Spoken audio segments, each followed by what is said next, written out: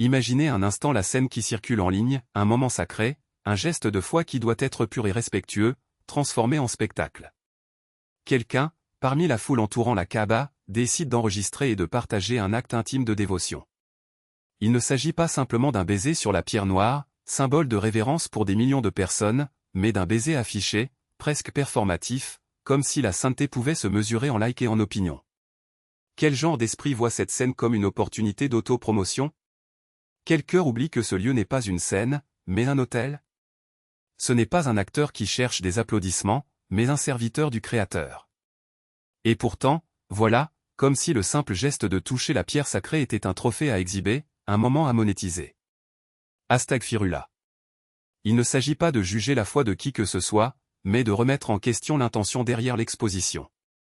Cet homme, en embrassant la pierre noire, a-t-il réfléchi une seconde au poids spirituel de cet acte?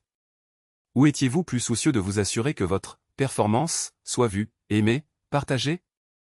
Combien de personnes, en regardant cette vidéo, seront tentées de répéter ce geste non par dévotion, mais par vanité? Combien transformeront un rituel sacré en contenu supplémentaire pour nourrir la voracité des réseaux? La Kaaba n'est pas un décor. Le pèlerinage n'est pas une émission de télé-réalité. Chaque geste a un sens, chaque regard, chaque pas, chaque mot murmuré.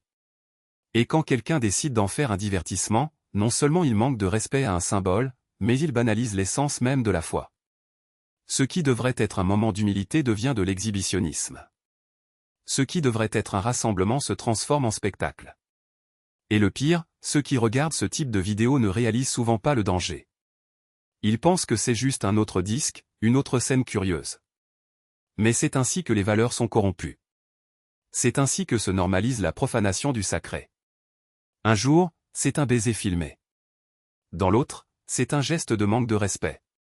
Ensuite, il y a l'indifférence. Jusqu'à ce que personne ne se souvienne de la véritable signification de ces murs, de cette pierre, de cet endroit. Allah, le Très-Haut, n'a pas besoin de nos performances. Il voit ce qu'il y a dans les cœurs, pas ce qui est affiché sur les écrans. Pouvons-nous alors réfléchir, recherchons-nous son approbation ou celle des autres?